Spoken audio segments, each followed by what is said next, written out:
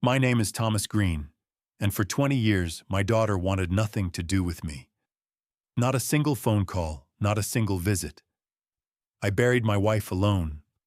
I worked my factory shifts alone, and I grew old in a quiet house with nothing but photographs for company. Then one night after the news showed my face and the oversized check for $10 million, my phone rang. "Hi, Daddy," she said like 20 years had been nothing. She thought she could erase decades of silence with a birthday invitation and a smile. But I had a plan, one that would turn her celebration into the hardest lesson of her life. Before we begin, I want to ask, where are you watching from and how old are you? Please subscribe to Family Betrayal Unmasked to hear more powerful stories. 20 years is a long time to sit in silence, but that's exactly what my daughter gave me. Not a birthday card, not a Christmas call, not even a note when her mother passed away. She walked out of my life at 20 years old, slamming the door on everything we'd built together as a family. I was left standing in the same living room, surrounded by peeling wallpaper and unpaid bills, wondering how love could dissolve so quickly. Time aged me in that silence. My hair turned gray, my hands grew rough from factory shifts, and the house grew lonelier with each passing season. Still deep down, a part of me never stopped hoping the phone might ring. Then one evening, it did. The sound cut through the air like a blade, a sharp trill that stopped me cold in the middle of dinner. I dropped my fork, staring at the caller ID as though it might bite me. Unknown number. My chest tightened. Who could it be at this hour? With trembling fingers, I picked up. "Hello." My voice cracked from disuse, heavy with suspicion. The pause on the other end was deliberate, so quiet I could hear the rain ticking against the kitchen window. Then a voice I hadn't heard in 20 years, soft, almost musical, and laced with something I couldn't place. "Hi, Daddy. It's me, Lori." I swear the room spun. That name, her name, rolled off my tongue in a whisper before I could stop it. For a moment, I wasn't 65 anymore, but a younger man clutching my daughter's tiny hand as she called me her hero. That image shattered as quickly as it appeared. Lori. She filled the silence with practiced hesitations, a sweetness too smooth to be natural. "I saw you on the news yesterday. Congratulations on your win." There it was, the reason. The only reason. My hand gripped the receiver until my knuckles turned white.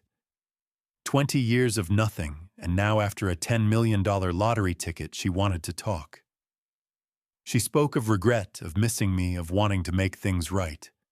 She slipped in the invitation like it was a gift, her 40th birthday party in Manhattan, a chance, she said, for us to start fresh. I listened, but my heart stayed frozen, because behind her syrupy words, I heard the calculation. The timing was too perfect. The moment my face appeared on television, she remembered she had a father. Still, I found myself saying yes. The word came out shaky, but it was mine. Yes, I'd come. Yes, I'd see her again. And yes, I'd let this play out, not for her sake, but for mine. When the call ended, I sat in the dim kitchen with the receiver still pressed against my ear. The notepad beside me now bore her Manhattan address written in my shaky scrawl like coordinates to another world. I stared at those letters as if they might vanish. A part of me wanted to believe her, to believe that love had returned after 20 years. But another part, the wiser, older part, knew better. Something in me shifted that night. The silence was over. But what replaced it would not be forgiveness. It would be a lesson. I didn't sleep a wink that night. Every time I shut my eyes, I saw her face, not the 40-year-old woman who had called me, but the furious 20-year-old who once spat words that cut deeper than any knife. The house creaked around me, the radiator clanked against the chill, but none of it drowned out that memory. It was 2005, only 3 months after her college graduation. We had been so proud that day, her mother and I. Anne was already sick, but she smiled through the pain holding Lori close in the photograph we took together. Just 3 months later, Anne was gone. Cancer stripped her from me faster than I could breathe, and in the days after the funeral, when grief was still raw and unbearable, Lori showed me a side I wasn't ready for. She came home in a sleek black suit that must have cost more than my monthly salary, a designer suitcase at her feet. Her voice was cold, businesslike. "Where's the money Mom left me?" she demanded. I remember gripping the arm of the couch, trying to keep my composure. "Honey, there is no money. The hospital bills took everything we had, more than we had." Her eyes hardened. She looked around the room at the patched wallpaper, the old sofa, the life of paycheck to paycheck survival. "You're pathetic," she hissed. "A factory worker who couldn't even save his wife. I don't need a poor father like you." Those words never left me. They became ghosts in the house, whispering through every corner, clinging to the walls like mildew. She slammed the door that morning, and I never heard her voice again until last night. Sitting on the living room floor 20 years later, I dug through boxes of photographs like a man clawing at old wounds. Lori as a toddler, her curls bouncing as she toddled across this very carpet. Lori at 16, rolling her eyes but laughing anyway. Lori at graduation, her arms around Anne and me. Each image felt like both a blessing and a curse. I whispered into the quiet room, "Anne, what would you say about this?" I touched the glass of her framed photo, remembering her gentle wisdom. She had always believed in consequences. When Lori stole candy as a girl, Anne marched her back to the store to apologize. When she lied about grades, Anne grounded her until honesty returned. "Actions have consequences," she used to say. I wondered what Anne would say now. That love without boundaries wasn't love at all, that sometimes, even with family, you had to draw a line. The grandfather clock ticked past midnight. I stared at the slip of paper with Lori's Manhattan address, my handwriting trembling. I realized something important. If Lori thought she could waltz back into my life because of money, then she hadn't changed at all. She had abandoned me when I was poor, and now she expected to profit from my fortune.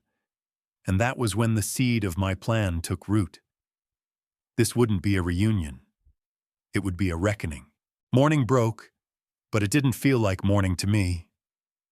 I had spent the night pacing between the kitchen and the living room, replaying her voice in my head. 20 years of silence shattered, not because she missed me, not because she suddenly remembered I was her father, but because she saw dollar signs attached to my name. That realization weighed heavier than any factory shift I had ever pulled. I brewed a pot of coffee, though it tasted more like bitterness than relief. The steam rising from the mug reminded me of the day my life changed, the day those lottery numbers matched mine. At 65, I never thought fortune would smile on me. $10 million. Enough money to buy comfort for the rest of my life, maybe even make up for decades of struggle. But money can't buy back trust. Money can't erase betrayal. As I sat at the table, I caught myself staring at the notepad again, her address burned into the page, East 73rd Street, Manhattan. 47 characters that looked more like coordinates to a trap than an invitation to celebrate. I tapped my pen against the paper and thought of the irony. She wanted me back in her life the moment she thought I was useful again. My first instinct was to tear the paper into shreds, toss it into the trash, and never think about it again. But that would have been too easy for her, not for me. No, I had spent 20 years wondering if my daughter had a conscience. Now she'd given me an opening to find out. I leaned back in my chair and whispered to the empty house, If she's coming back for money, I'll know soon enough. That was when the idea of a test came to me, simple, direct, impossible for her to fake. I'd call her, tell her the winnings had been a mistake, that I never had 10 million in the first place. Then I'd listen, really listen to how she responded. If she stayed, if she spoke like a daughter, maybe there was a chance for redemption. But if she walked away again, I'd have my answer. The thought steadied me like tightening a bolt on a loose hinge. For the first time in years, I felt control returning to my hands.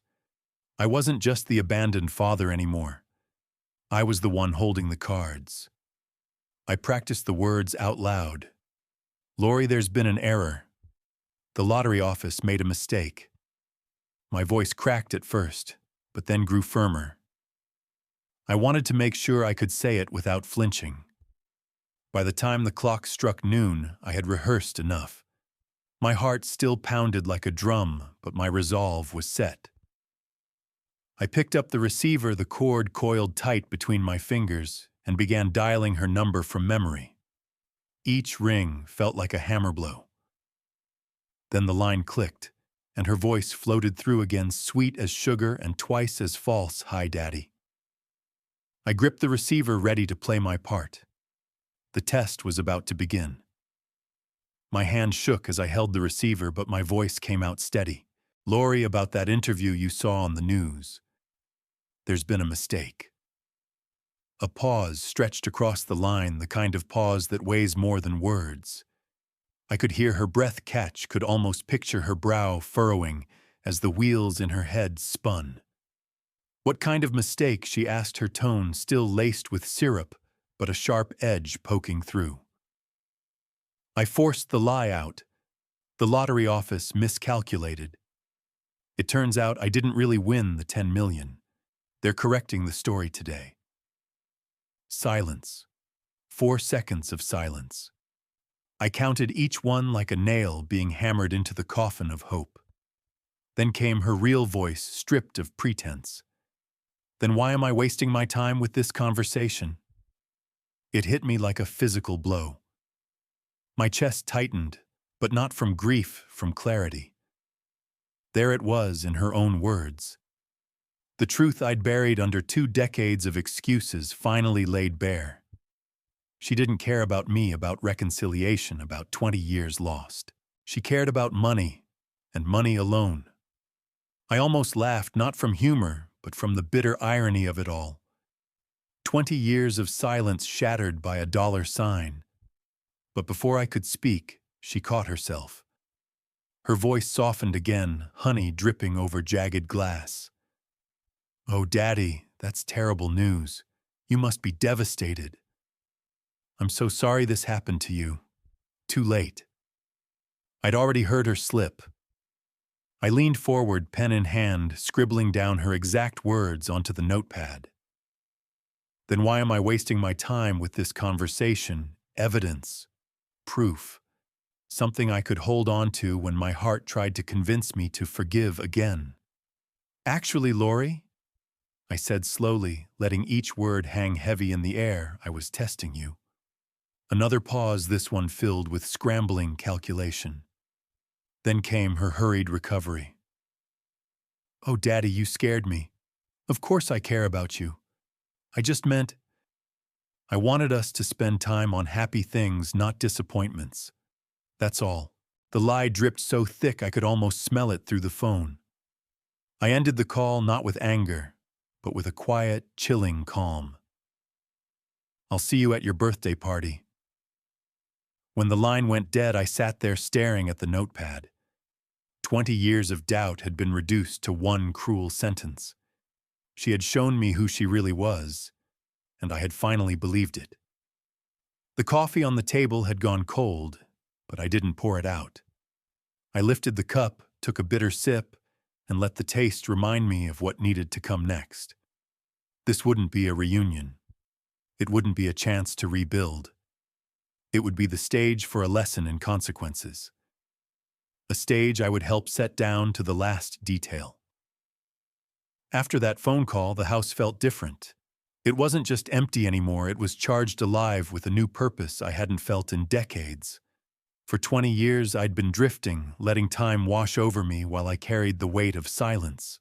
But now, with just a few cruel words, Lori had given me the fuel I needed. I pushed away from the table, grabbed the old notebook I used to balance bills, and wrote at the top of a fresh-page plan.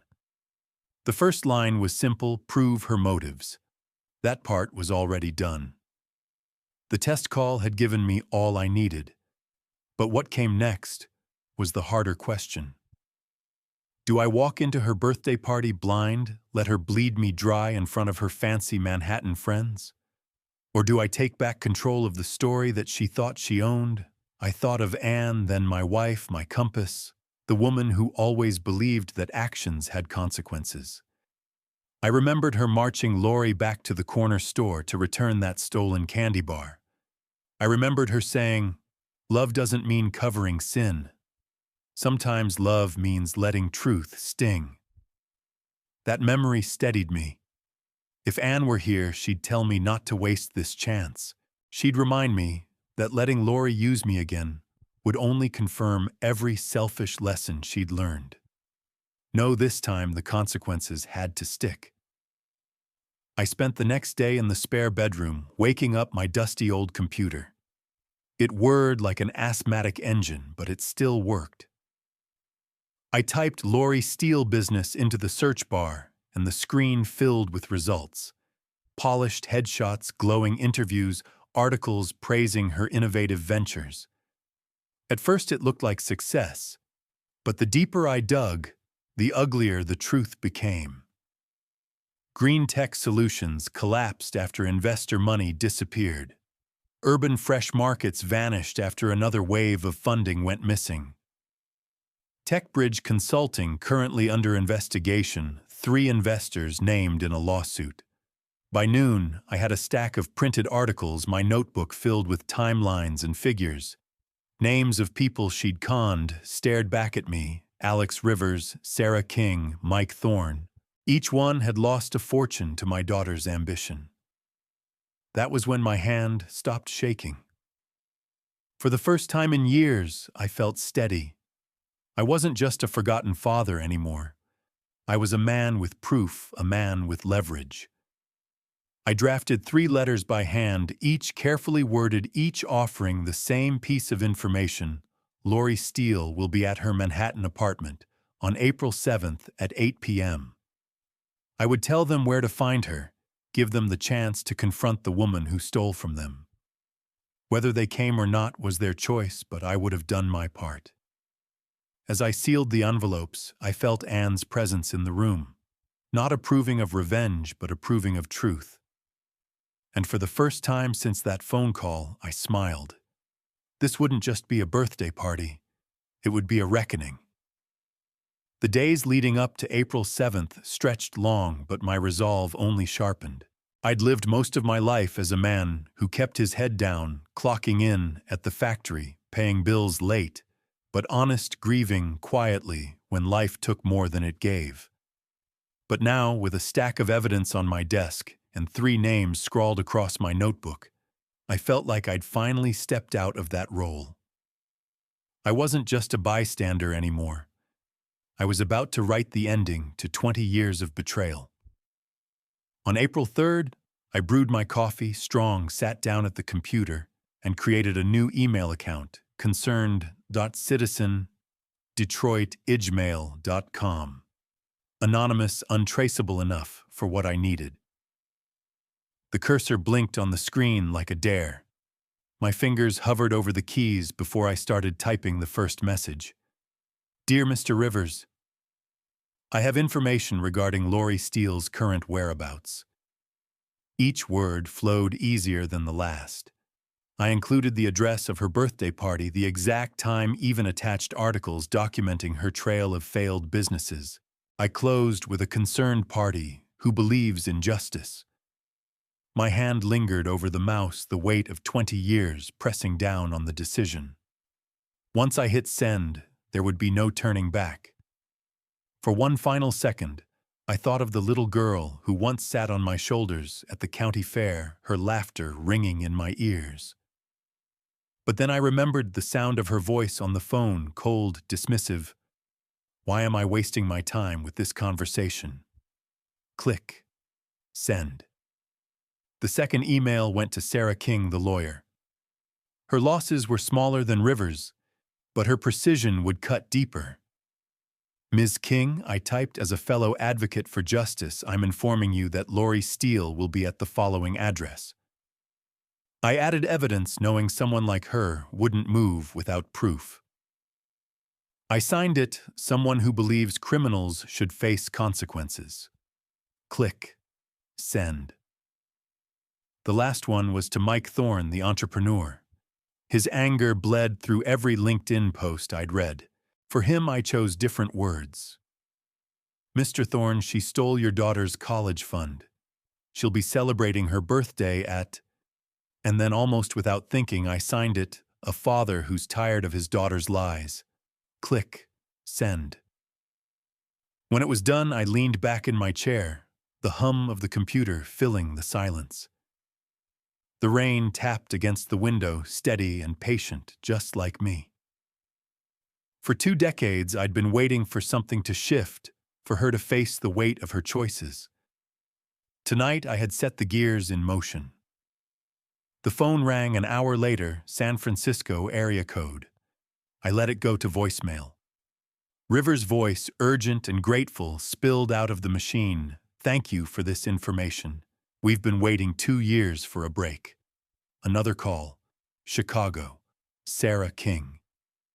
Calm but firm, leaving her message with the certainty of a lawyer who smelled blood. And later that evening, Denver. Mike Thorne's voice carried pure rage.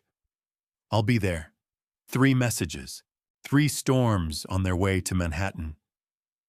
I poured myself another cup of coffee and stared at the calendar. 4 days left. 4 days until my daughter's birthday became the day she'd never forget.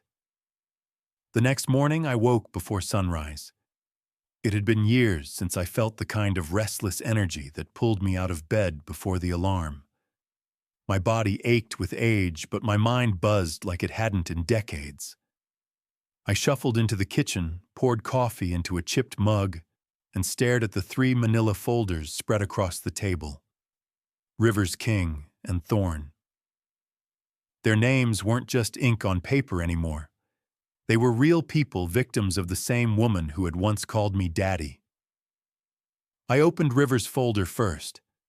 A venture capitalist from San Francisco, mid-50s, the kind of man who built his life on trust and deals sealed with handshakes. His profile said he'd lost $200,000 to TechBridge Consulting, Lori's most recent fraud. His LinkedIn bio included the words, "Lessons learned the hard way." I figured he would come not only for money, but for dignity. Next was Sarah King. Chicago-based attorney, sharp eyes in every photo I found. She wasn't just after restitution, she was after justice. Her firm had filed suits against small-time con artists, always with an emphasis on victims' rights. To her, Lori wasn't just a swindler, she was a case waiting to be cracked. And then Mike Thorne. Denver entrepreneur, mid-40s, divorced, raising a daughter. He had lost her college fund, 15 years of savings, when Lori's promises of green technology expansion evaporated into thin air. His online posts weren't professional like Rivers' or polished like Sarah's. They were raw, full of fire, dripping with the kind of anger only a betrayed parent could understand. I knew these people now. Their stories, their pain, it was tied to mine. Lori hadn't just abandoned her father. She'd built a life trampling over anyone who trusted her. I scribbled notes into the notebook Anne had once used for grocery lists. Coordinate timing, make sure evidence is airtight, avoid direct involvement in confrontation. I underlined that last one twice. This wasn't about me screaming at my daughter in front of her friends. That would make me no better than her. This was about her past, rising up to meet her and me standing aside to let it happen. Later that day, I received replies from all three. Rivers thanked me and asked for verification. I sent him articles and links. Sarah confirmed she had spoken with contacts in Manhattan. Her tone was surgical detached, but I could read between the lines she was preparing. Thorne's email was blunt. I'll be there. Tell me nothing else. I want her to see my face when it happens. I closed the laptop, sat back, and exhaled. It was no longer just a plan, it was real. Pieces were moving, and April 7th was no longer just a date on a calendar. It was a storm on the horizon. That night, I stood at the window watching the streetlights flicker on. Across the street, my neighbor's grandkids played in the yard, their laughter ringing out. I thought about the life I'd imagined with Lori's children, the grandchildren I never got to know. I pressed my hand to the cold glass and whispered, Anne, I'm doing this for more than me. I'm doing it for every soul she's crushed. The house was quiet, but in that silence, I felt Anne's approval. By April 5th, the plan was no longer scribbles in a notebook. It had structure, timing, and precision. I hadn't felt this kind of discipline since my factory days, when every bolt tightened and every gear aligned meant the difference between a safe machine and a broken one. Only this time, the machine I was building was justice. I spent the morning in my old recliner, phone in hand, rehearsing conversations in my head. Lori's voice still rang in my ears, alternating between sugary sweetness and that sharp disdain she couldn't quite hide. Why am I wasting my time with this conversation? That single line had replayed so often that I'd memorized the inflection, the slight pause before the venom slipped out. I wanted to make sure I never forgot what she really thought of me. But now it wasn't just about me. I had Rivers, King, and Thorne waiting like storm clouds ready to break. I'd given them the coordinates, the proof, and the invitation. All that remained was to make sure they had no doubts about the timing. I crafted 3 follow-up emails that day. To Rivers, I wrote, she will be home by 7:30 p.m. The party begins at 8. The doorman recognizes me as her father, so you'll have no trouble getting in once the crowd begins arriving. To Sarah King, bring everything you've compiled. The more public the confrontation, the harder it will be for her to deny. And to Thorne, I understand your anger, but let the evidence speak first. Your presence will be powerful enough. I hit send on each one, and a peculiar calm settled over me. Not the peace of forgiveness, but the steadiness of purpose. Later that evening, I sat at the kitchen table with Anne's photo propped beside me. I poured 2 cups of tea out of habit, mine steaming, hers untouched. I whispered to her the way I used to when she was alive. You always said money doesn't change people, it reveals them. Well, Lori revealed herself, and now she'll face what she's built. The wind rattled the window panes almost like Anne's quiet agreement. On April 6th, I prepared my role. I wasn't going there to shout, to humiliate, or to take the spotlight. No, I would be the quiet presence, the man who delivered his daughter's past to her doorstep. My part was to arrive like any proud father, gift in hand, smile on my face, and then step aside when the doorbell rang. I even wrapped a small box with old newspaper and tied it with string. It wasn't what it looked like that mattered, but what it symbolized.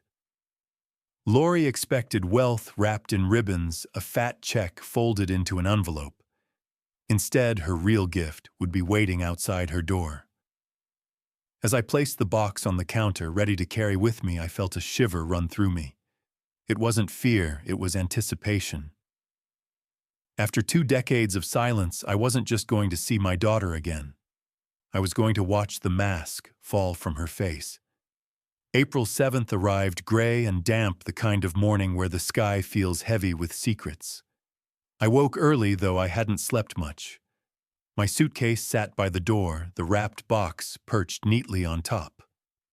For a man who had spent most of his life scraping by, it was strange to be traveling to Manhattan with the weight of $10 million behind my name, and yet not a penny of it was meant for my daughter.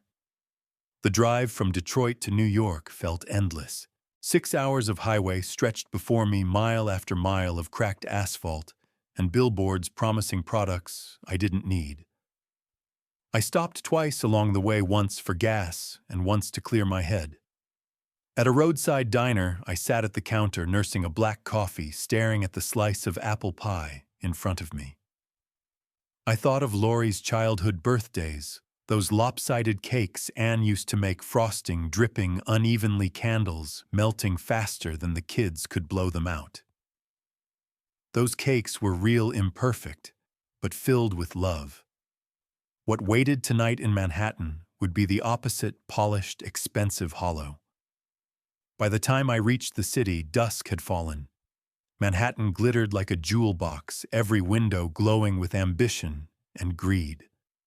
My hotel room near Times Square was modest, nothing like the luxury Laurie surely expected me to occupy. I showered, dressed in my best suit, the same one I'd worn to Anne's funeral, and tied a plain navy tie. My reflection in the mirror looked older, lines etched deeper, but there was a steadiness in my eyes I hadn't seen in years. At 7:15, I hailed a taxi. The driver didn't look twice at me, just grunted when I gave the address.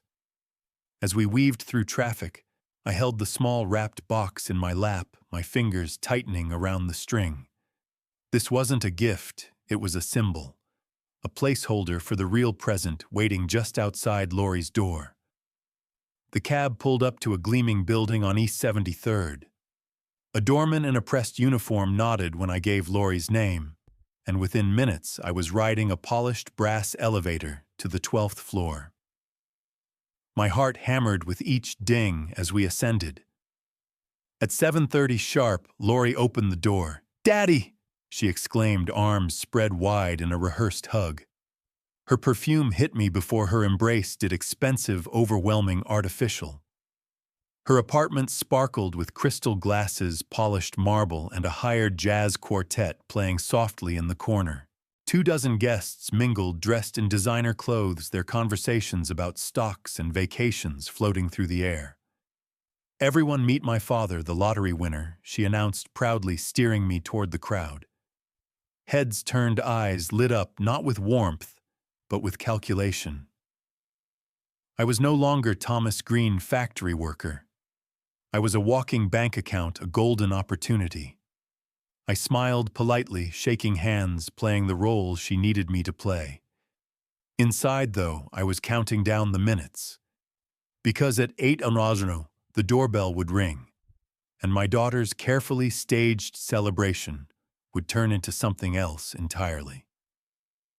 The first thing I noticed inside Laurie's apartment wasn't the wealth, it was the cracks. A stack of unopened bills sat half-hidden on the kitchen counter. The Persian rug showed thin spots from wear, and a corner of the wall bore a water stain hastily covered with fresh paint. She had tried to mask her desperation with glitter, but the truth bled through like ink on cheap paper. Her guests swarmed me almost instantly. A tall man with cufflinks shaped like dollar signs leaned in too close. "So, Mr. Green, what are your investment plans?" Another guest, a woman dripping in diamonds, cooed. "Your daughter is so fortunate to have such a supportive father."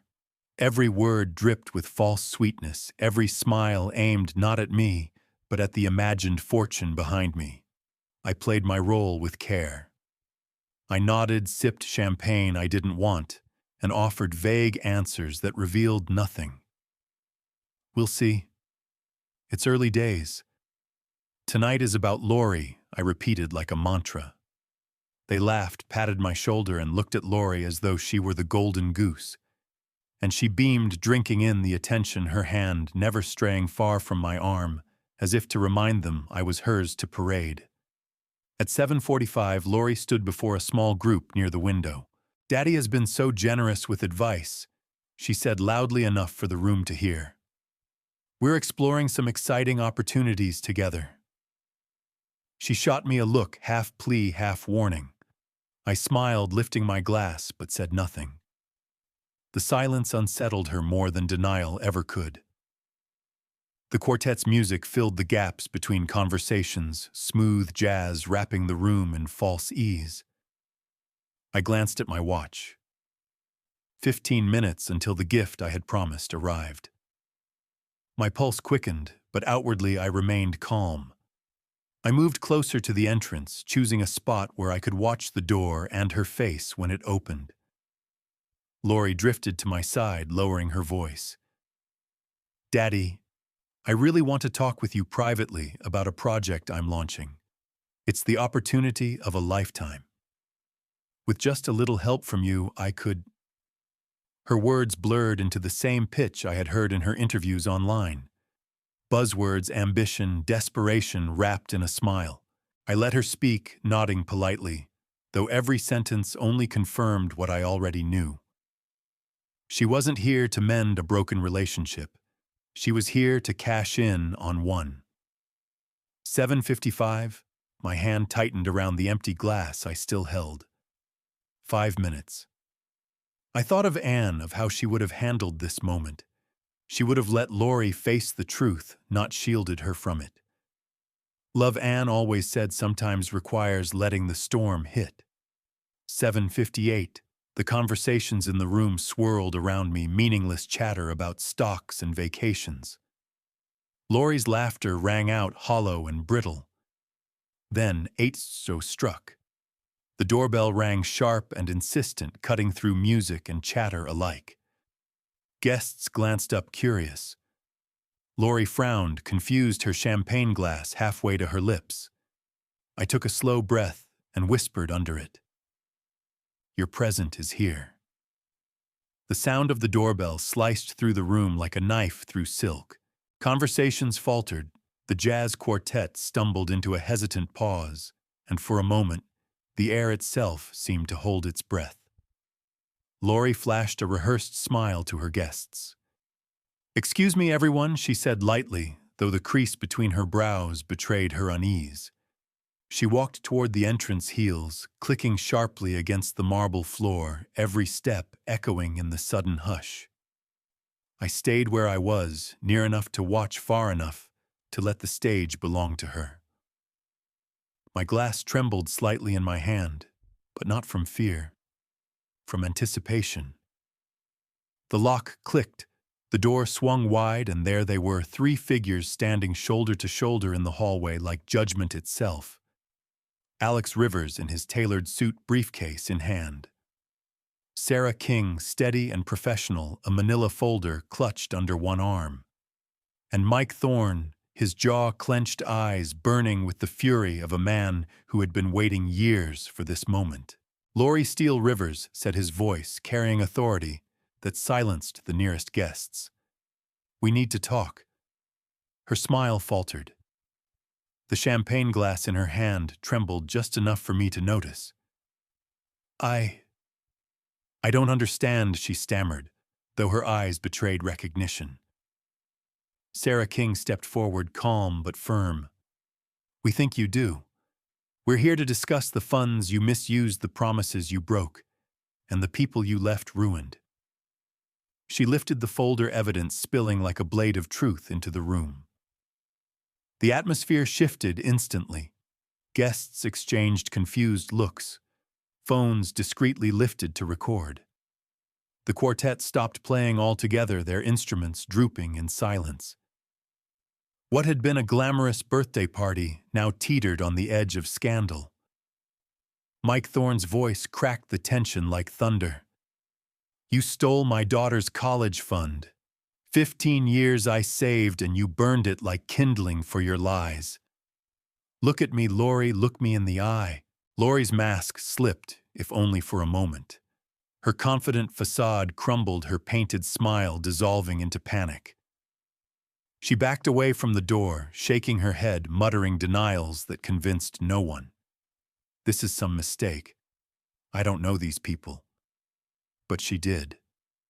And so did I. I set my empty glass down, carefully savoring the weight of the moment. 20 years of silence, of wondering who my daughter had become, were answered in a single tableau, a con artist cornered by her victims, her empire of charm collapsing under the weight of evidence. Guests leaned closer, whispering their earlier fascination with Lori, now curdling into suspicion. They hadn't come to celebrate her success, they had come to orbit her supposed wealth.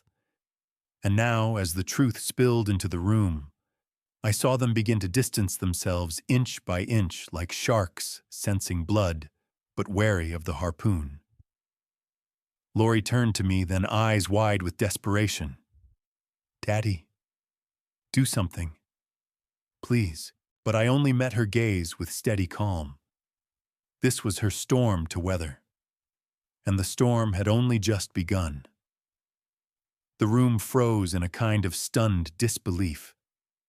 Crystal glasses hung suspended in the air, conversations choked mid-sentence, and even the city lights streaming through the tall windows seemed harsher, less forgiving.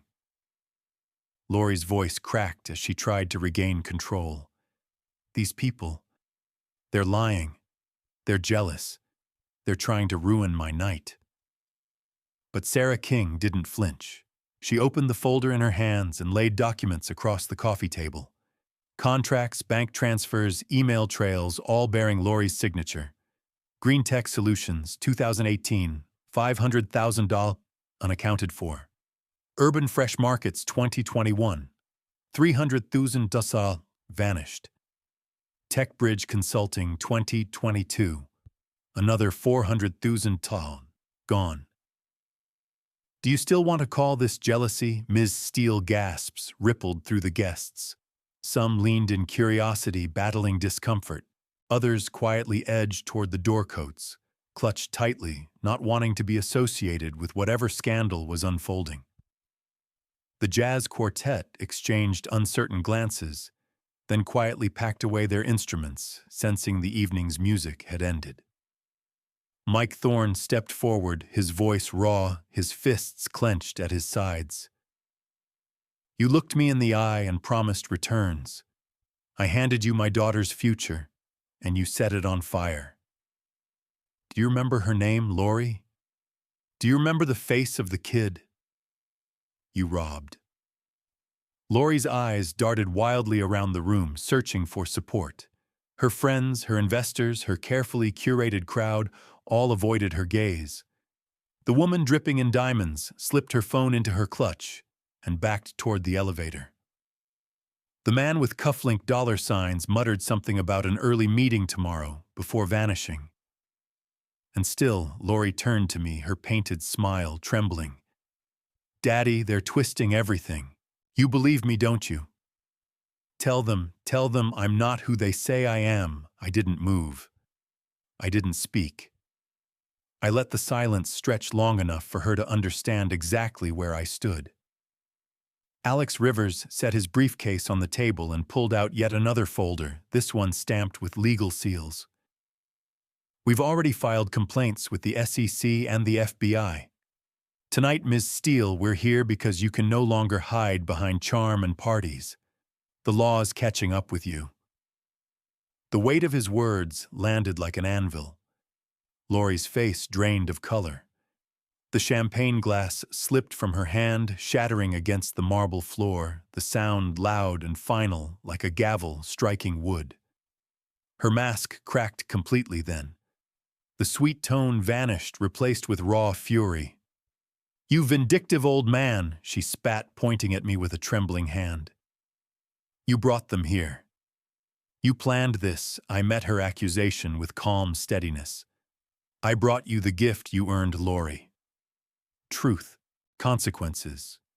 Exactly what your mother would have wanted." The murmurs among the guests swelled louder, no longer whispers, but open judgment. Phones were raised, cameras recording lenses, capturing her collapse in real time. In that moment, she wasn't the successful entrepreneur or the glamorous hostess. She was simply my daughter, exposed, cornered, and finally forced to face the wreckage she'd built. And the night was only just unraveling. The marble floor glittered with broken glass, reflecting Lori's panic like fractured mirrors. She tried to collect herself, but her hands shook as she reached for a napkin to mop up the spill. No one moved to help her. The same guests who had showered her with compliments minutes earlier now stared in silence, curiosity mixing with disgust. Sarah King's voice was cool and deliberate as she laid another document on the table. This is a deposition from a former employee. It details how you diverted company funds into personal accounts. Clothing, vacations, private dinners billed as business expenses. She slid the paper forward, her eyes never leaving Lori's face. It's not jealousy, Ms. Steele. It's fraud. Lori's lips twitched into a desperate smile. That's not true. Those expenses were legitimate. These people don't understand how startups work. But Alex Rivers didn't give her room to breathe. He spread photographs across the table, screenshots of invoices, emails, even photos of Lori vacationing in Italy during the same month. Investors were promised construction progress in Denver. This isn't misunderstanding, he said flatly. This is theft. The crowd leaned closer. Some gasped. Others shook their heads, muttering about how they always suspected something was off. One man whispered to his wife, "We invested in her pitch last spring. Thank God we pulled out." The ripple effect of shame spread across the room, and Lori's carefully curated empire of respectability began collapsing in on itself. Then Mike Thorne stepped closer. His voice trembled not with fear, but with rage he had carried too long. My daughter cried when she lost her college fund. 15 years I worked double shifts, Lori. 15 years. And you spent it on champagne. His words cut deeper than any evidence. For the first time that night, Lori flinched. Her head whipped toward me, her mascara smudging with the heat of her tears. Daddy, stop them, please, they're trying to destroy me. I looked at her steadily. They're not destroying you. You destroyed yourself. I just opened the door. Her jaw clenched. The mask of desperation gave way to raw fury. She pointed at Sarah King, her voice rising to a shrill pitch. You're a liar, all of you are conspiring against me. This is harassment, it's slander. Sarah's reply was surgical. It's discovery. And every word you say now is being recorded by half this room. Keep talking if you'd like, Miss Steele. That stopped Lori cold. She looked around, finally noticing the raised phones, the blinking red lights of cameras, capturing every flailing word, every panicked expression. She tried to steady herself, smoothing her dress, but it was too late. The internet would devour this spectacle before dawn. The air grew heavy, the kind of heavy that comes before a storm breaks. Guests whispered openly now. Some slipped away, eager to avoid the fallout. Others lingered hungry to witness the fall of a woman they had once envied. Lori's empire was crumbling brick by brick, and all I had to do was stand there silent, watching the truth finally do its work. And the night had further to fall. By now, the birthday party looked nothing like a celebration. The carefully arranged candles had burned low, casting long shadows over the marble floor littered with glass. Conversations no longer floated with laughter, but with sharp whispers. Every pair of eyes in that room was fixed on Lori, some gleaming with fascination, others narrowing with contempt. Alex Rivers flipped through another set of documents, each page a nail in her coffin. Wire transfers, shell companies, overseas accounts. Do you really think this was clever? We traced every cent, Ms. Steele. It's all here. He slapped the folder shut with a finality that made her flinch. Sarah King's tone was quieter but no less damning. The complaints are already filed. The FBI has copies of everything. Tonight is not about warning you, it's about witnessing the beginning of the end. Lori's composure shattered. She dropped to her knees, gathering the shards of the broken champagne flute, as if fixing glass could somehow fix her reputation. "This is a setup," she cried, her voice ragged. "They're lying. They want to ruin me." Mike Thorne stepped forward, his voice low, almost shaking with the force of his anger. "No, Lori. You ruined yourself. You looked people in the eye. People who trusted you, and you stole their futures. That's not jealousy. That's evil." The word hung in the air, heavy and unrelenting. Lori's eyes darted back to me, wide and pleading. "Daddy, please! Tell them you believe me! Tell them I'm not a monster!" I took a slow breath, steadying the ache in my chest. "You abandoned me when I had nothing, and now you beg when I have something. What does that say?" Lori, her mouth opened and closed like a drowning swimmer. No answer came. The crowd shifted uneasily. A few guests slipped out the door, eager to escape the scandal. But others stayed, phones, lifted their recordings, capturing every second. This wasn't just a confrontation, it was a public trial. And the jury was everyone watching. Sarah King leaned closer, lowering her voice, but making sure the entire room could still hear. "Federal charges carry weight, Ms. Steele. Wire fraud, securities violations, interstate transportation of stolen funds. We're not here for drama. We're here to watch the walls close in." At that moment, the intercom buzzed from the building lobby. A voice crackled through, "This is NYPD. We've been asked to deliver official paperwork." The sound froze Lori in place. Her eyes went wide with horror. A wave of murmurs spread across the guests, half of them pulling out phones to call drivers, the other half recording in stunned silence. I watched her sway where she stood, as if the walls of her grand apartment had turned into a cell around her. For the first time in 20 years, she looked small, smaller than I'd ever seen her. She staggered back, clutching the edge of the table. Her eyes darted between the door and the pile of evidence between the guests and me. And in that moment, she realized there was nowhere left to run. The reckoning had arrived. The knock on the door came like a drumbeat, steady and unyielding. Lori froze, her knuckles white against the edge of the marble table. For years, she had controlled every room she walked into with charm and ambition. But now that power had drained from her, leaving only a trembling figure surrounded by fragments of her own deceit. The doorman's voice filtered through again, louder this time. "Delivery of official documents." Sarah King stepped toward the door with the calm precision of a surgeon. She took the envelope from the officer standing outside and returned to the living room, where the guests had formed a tense semicircle. Slowly, she broke the seal and held the letter high enough for everyone to see. Notice of investigation. Federal case. Effective immediately. The last bit of color drained from Lori's face. She stumbled forward, snatching at the papers, but Alex Rivers blocked her path. His voice was low, but every word carried. "This isn't going away, Lori. You've stolen your last dollar." Her breathing quickened, uneven and shallow. She turned on me, desperation clawing through her words. "Daddy, you can fix this. You're rich now. You can hire lawyers, buy them off, make this all disappear. Please, you have to." I held her gaze, feeling the weight of 20 years pressing down on me.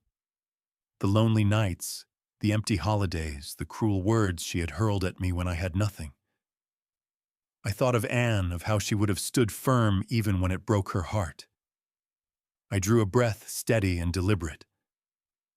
"No, Lori," I said softly. "Money doesn't fix what you broke. Not with them. Not with me." She staggered back as though I had struck her. You're choosing them over your own daughter?" I shook my head slowly. "I'm choosing truth. I'm choosing the lessons your mother believed in. Actions have consequences. And this is yours." The room was silent, but for the quiet whir of phones recording, preserving every word. Lori's hands trembled as she tried to gather the scattered documents from the table, but they slipped through her fingers like sand. Mike Thorne stepped closer, his voice taut with restrained fury. "You'll face restitution. You'll face the law.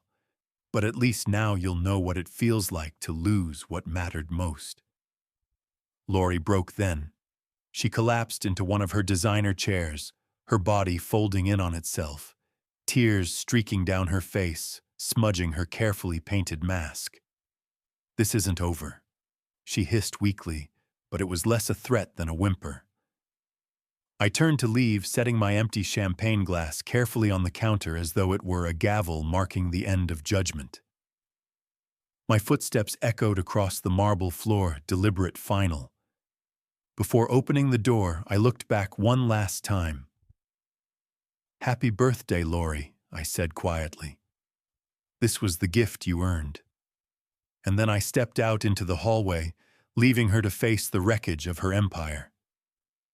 The hallway outside her apartment was quieter than I expected. My footsteps echoed against polished marble as I walked toward the elevator, the muted hum of Manhattan life pressing through the glass windows at the end of the corridor. Behind me, voices still rose from Lori's apartment, angry demands, muffled sobs, and the rustle of papers as her victims pressed their case. But for me, the confrontation was over. My part was finished. When the elevator doors slid open, I stepped inside and caught my reflection in the brass panel. An old man stared back at me, lined with years of labor loss and loneliness. Yet his eyes carried something new: resolve. For 2 decades I had lived with a hollow pit in my chest, filled with doubt about whether my daughter would ever return, whether family could heal with time. That night, I had my answer. And though it wasn't the one I once prayed for, it was truth. The ride down felt longer than it should have. Each floor a reminder that I was descending not only from her apartment, but from the illusions I had clung to for years. By the time the doorman tipped his cap and wished me a good evening, I had left behind whatever fragile hope remained. Back in my hotel room, I turned on the television.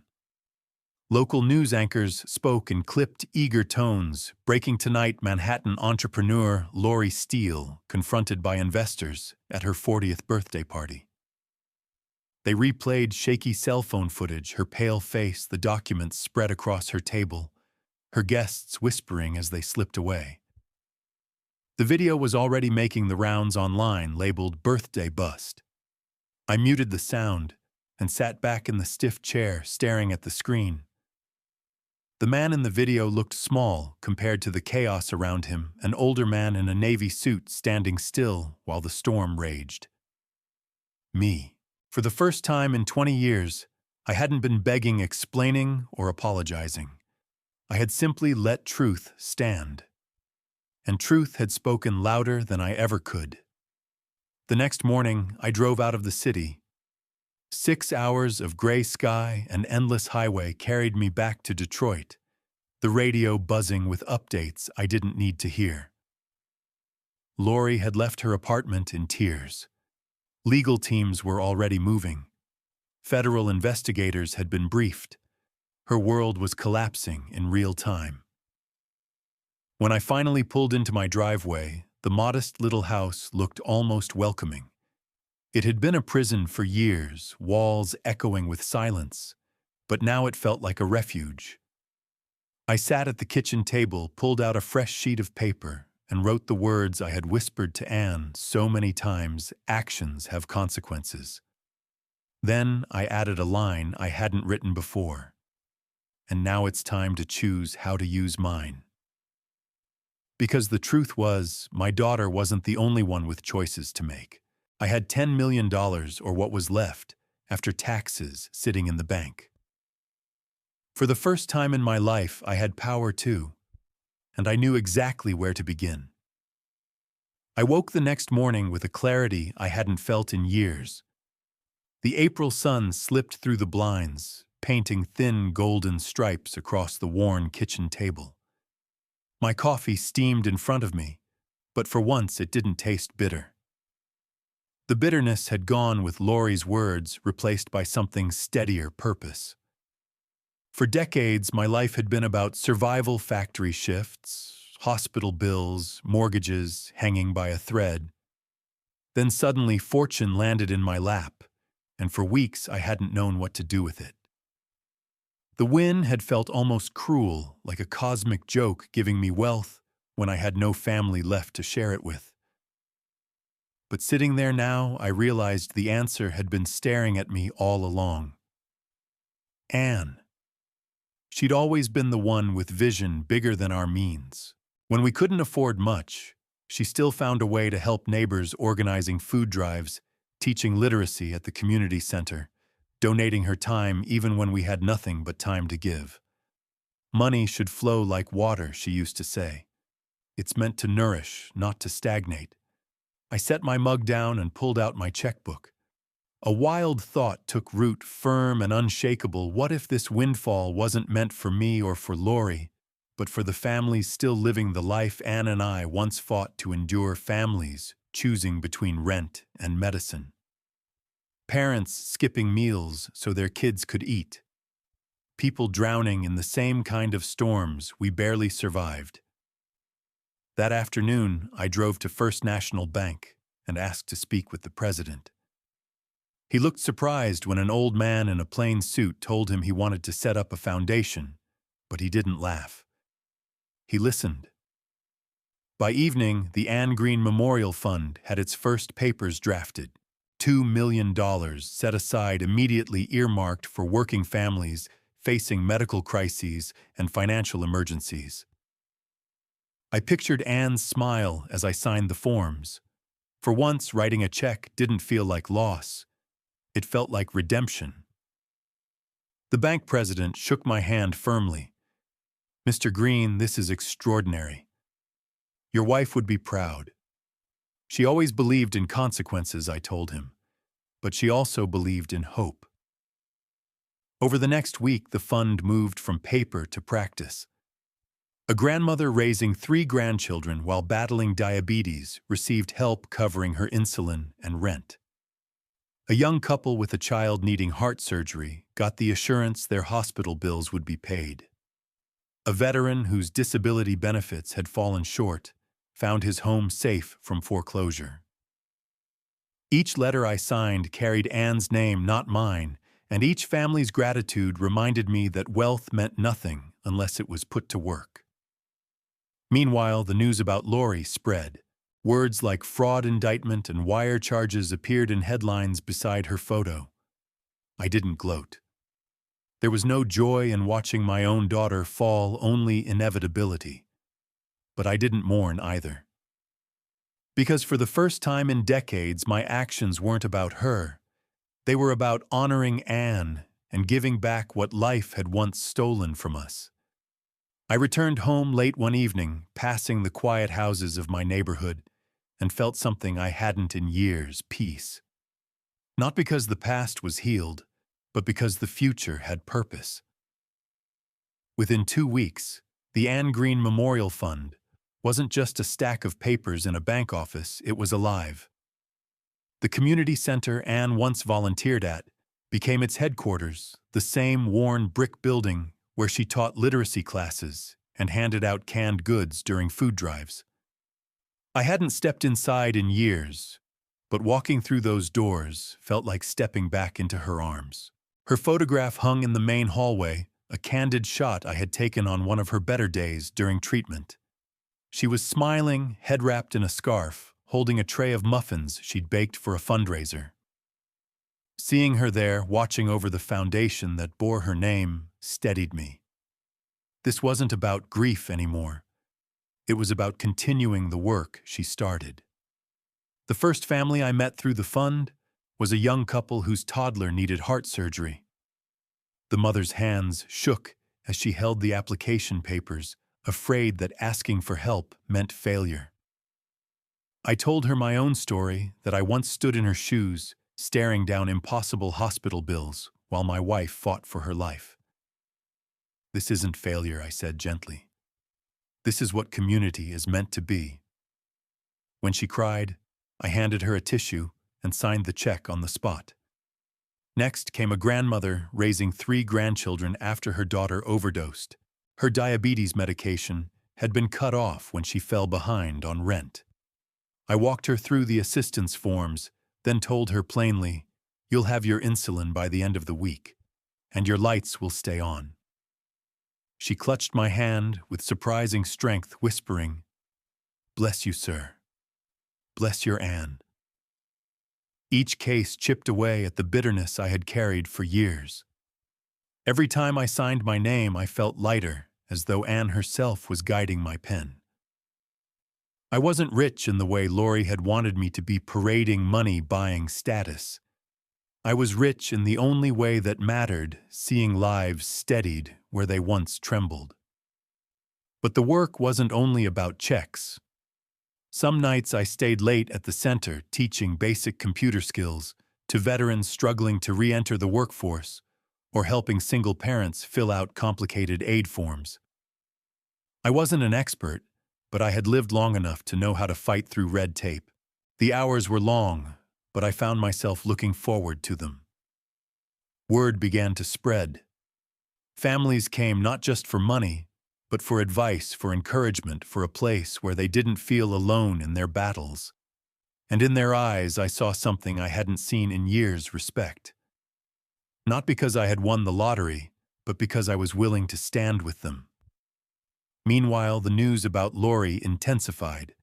Her investors pressed charges, her assets were frozen, and her so-called friends vanished overnight. Every headline reminded me of the daughter I lost, but instead of drowning in regret, I poured myself deeper into the work. One evening, as I locked up the center, I stood under the streetlight and felt a rare thing settle over me: belonging. For the first time since Anne's passing, I wasn't just surviving, I was part of something larger than myself. By late spring, the headlines had grown relentless. Every news station, every paper, every online blog seemed to carry my daughter's name. Entrepreneur indicted for investor fraud. Federal charges filed against Manhattan businesswoman. Her once polished headshots now sat beside words like embezzlement and wire fraud. Each time I saw her face on screen, I felt that old ache in my chest. Not pride, not anger exactly, but something heavier, something that carried both love and grief. The phone rang one evening as I was closing up the community center. It was Mike Thorne. "Mr. Green," he said, his voice steadier than when we'd first spoken. "The FBI's recovered some of what she stole. I'll never get back the years or the trust, but you gave me a chance to start again. I won't forget that." His words settled deep. Justice was moving forward, slow but sure. A week later, Sarah King called with an update. "She's looking at 5 to 7 years, maybe more, if the judge wants to make an example," she told me. "Restitution will cover part of the damages. It won't fix everything, but it's a start." I thanked her, then sat in silence for a long while after hanging up. I thought of Anne again, of how she used to say that truth was like water, it always found its way through. My daughter was finally learning what that meant. But even as Lori's world collapsed, mine was expanding. The foundation grew stronger every week. Local newspapers ran small stories about families saved from foreclosure, about medical bills paid before they ruined lives. One article quoted a young mother saying, "The Anne Green Fund gave us back hope." That sentence meant more to me than any oversized lottery check ever could. At night, I'd sit in Anne's chair by the window, listening to the quiet hum of Detroit beyond my street. I imagined what she would say if she could see me now. Maybe she'd scold me for the way I set the confrontation in motion, or maybe she'd simply nod with that knowing smile, proud that I had turned pain into something useful. Either way, I felt her presence in every decision, every check I signed, every family we helped. And yet sometimes, in the small hours of the morning, I wondered if Lori thought of me at all. Did she curse my name, calling me vindictive for exposing her? Did she regret anything beyond being caught? I doubted it. But strangely, I no longer needed the answer. My life wasn't tethered to her choices anymore. Legacy, I realized, wasn't about passing down money to blood relatives. Legacy was about leaving something behind that mattered, something that outlived us. Lori had chosen greed. I had chosen Anne's vision. And though the world might remember her as a fraud, it would remember my wife's name for the hope it brought. For the first time in decades, I wasn't haunted by what I had lost. I was steady, purposeful, carrying forward a name that deserved to be honored. The day of Lori's sentencing came in early June. I didn't attend the hearing, though part of me wanted to. Instead, I sat in the community center surrounded by the hum of families filling out forms, children laughing in the playroom, volunteers sorting supplies. I figured if Anne were still alive, she would have chosen to be here, rather than in some cold courtroom. This was where life was being lived, where futures were still being built. By afternoon, the news broke. Lori Steele, my daughter, was sentenced to 6 years in federal prison restitution payments, ordered from what remained of her seized assets. The anchor's voice was clipped almost clinical, as though reading a weather report. For most of the world, it was just another story of greed brought low. For me, it was the last chapter of a book I had carried far too long. I sat with the weight of it for a while, staring at Anne's photograph on the wall. I whispered, "It's done, Annie. She'll face what she chose, and I'll keep choosing what you taught me." That evening, a single mother came into the center with her teenage son. He wanted to attend trade school but couldn't afford tuition. The mother's shoulders sagged under years of strain, the same way mine once did. I approved their application, signed the check, and told the boy, "You go learn a skill that will carry you further than luck ever could." His eyes lit up in a way that reminded me of Lori when she was small, before ambition twisted her into something else. Walking home under the glow of the streetlights, I realized something. My story wasn't about revenge anymore. Yes, I had set the stage for Lori's reckoning, but revenge had never filled the hollow inside me. What filled it was this knowing that my wife's name now meant hope for strangers, that the money once cursed as a wedge between me and my daughter had been turned into a bridge for others. I passed my neighbor's house where Mr. Johnson was teaching his granddaughter how to ride a bike. Her wobbly laughter floated through the evening air. I stopped and watched for a moment, smiling faintly. It reminded me that family isn't always about blood.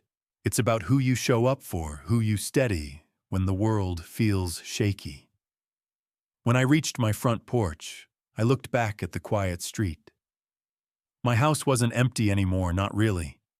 It carried Anne's voice, the footsteps of people who would find help here, the echo of choices that finally had meaning. I unlocked the door, stepped inside, and set down my keys. The silence greeted me, but it wasn't heavy like before. It was peaceful, because I knew I had done what needed to be done, and for the first time in 20 years, I didn't feel abandoned. I felt anchored. Looking back now, I see the truth clearer than ever. My daughter abandoned me when I had nothing and tried to reclaim me only when she thought I was worth something. For 20 years, I carried the pain of her absence, but when she finally returned, I learned the hardest lesson of all: family is not defined by blood, but by loyalty, love, and respect. Money revealed her true nature, but it also revealed something in me. It gave me the chance to turn bitterness into purpose. Instead of pouring my fortune into someone who saw me as a wallet, I used it to honor the woman who had stood by me when I had nothing, my wife Anne. Through the foundation, her name lives on helping families who face the same struggles we once fought through alone. If there's a lesson here, it's this: love without boundaries isn't love, it's surrender. And sometimes, the most powerful thing a parent can do is stop enabling and start holding accountable. Now I want to ask you, have you ever faced a moment when someone you loved betrayed your trust for money or selfish gain? How did you respond, and what did you learn from it? Share your story in the comments so others can learn too. If this story meant something to you, please like, subscribe, and share it. Remember, money may fade, but integrity and legacy last forever. Thank you for listening.